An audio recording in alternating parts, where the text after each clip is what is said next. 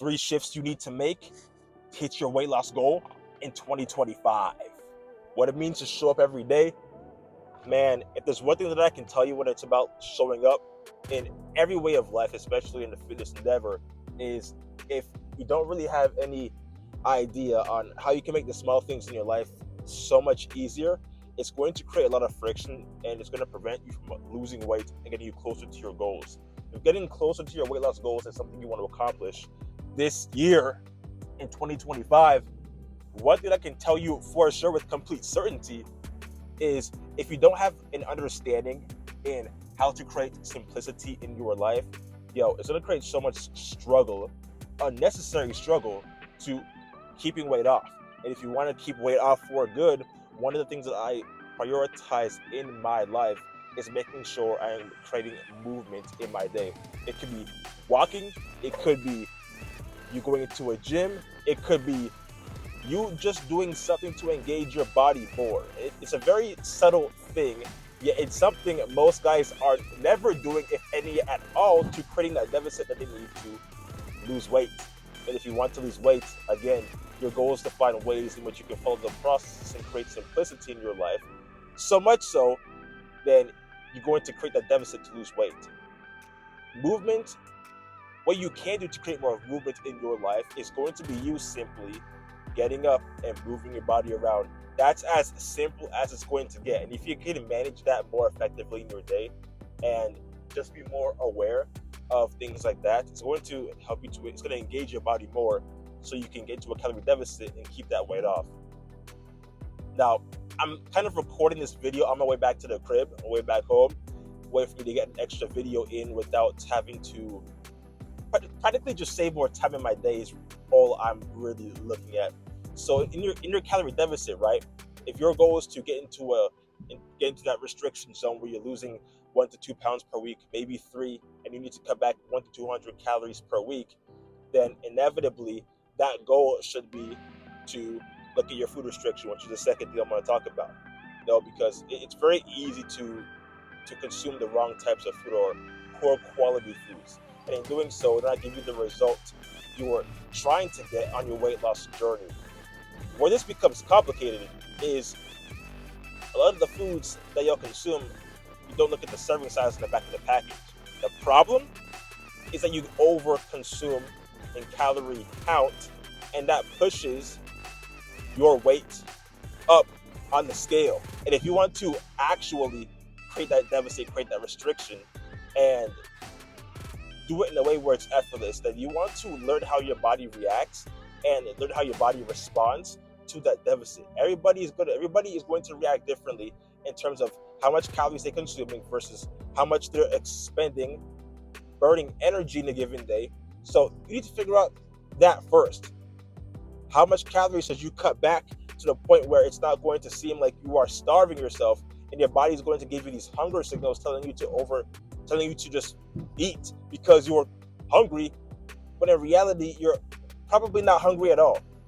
Things like that I look at is what has gotten me to a deficit after the bulk in my own fitness journey many, many years ago. And it's how the same can be said for you too. Because if you're on a weight loss journey, your goal is to lose weight, right? There wouldn't be any other way about it if your goal was to be on a weight loss journey. And if that's the case, you want to understand what things can you do to make your journey realistically attainable and easy to accomplish. Most guys don't really have that factor or learn how to know what they need to consume on a regular basis, and that in turn creates a lot of struggle towards where they want to be. And you cannot get there if you're not monitoring the number of calories you consume. I just look at calories as a number. I really am not fond of the ingredients in terms of packages or what is behind a package. Again, I'm more concerned about how much calories am I consuming, what's the serving size, and if or not can I actually lose weight to keep it off in a way to where it actually makes sense. If I don't know the answer to that, the answer is definitely going to be an inconsistent amount of weight loss and a very consistent level of weight gain. And if you want to visibly see the change in how you look, lose those stomach rolls, tone up your physique, improve your overall quality of life imaginable, I can't tell you the importance behind looking at those calories, looking at the number, and actually monitoring everything. Like, to the end of time, man. Till the end of time. It's something that I'm not going to sway back on, because my whole thought process is, especially on weight loss, where it's a very meticulous process where you have to know how much you're consuming, macros, proteins, carbs, and fats you're consuming. I mean, if you don't know how much of that is going into your body on a regular basis, and you don't know how much of proteins, carbs, and fats that you need specifically. I'm not even talking about like your neighbor. I'm not even talking about your cousin. I'm not even talking about your brother. Like, I'm talking about you specifically. Like, that's the second thing, calorie count. If you don't know what that is, or you don't know how to manage it, then go get yourself MyFitnessPal, go and download that app, and go and start logging everything in. Make it a habit for you to log everything in. I mean, because it's going to be it's impossible, bluntly, to remember every single food out there and the macros behind it. And honestly, it's not worth remembering. So go get yourself a food scale, literally open the app and start logging everything in, man. Like, if you can begin to do that more, man, in your life, yo, you're gonna find so much joy and happiness in just losing and seeing yourself lose 10 pounds in a short time frame, or because you decided to get a food scale and start weighing your foods out, right? So those are things you need to look at. And the third thing is going to be your strength training routine, right? And this is something that most guys are simply not looking deeply in their life. A lot of guys, especially men over 30 though, prioritize doing more cardio in their day, thinking that more cardio is better. Couldn't be further from the truth. If your goal is weight loss, then inevitably you want to make sure you're doing everything in your power to make sure you're physically toning up and you're actually putting on a substantial muscle in the process. If you're looking at or performing the wrong routine in your life, one that focuses more on cardio versus strength training, I mean, it's going to be really hard for you to visibly create that toned look and build muscle mass in your life. It's going to be very difficult for you to do so. And the easy way you can go about that in the process is, again, looking at the things you're doing in your life. Are you focusing on a routine that supports you toning up your sides, toning up your obliques, toning up your waistline?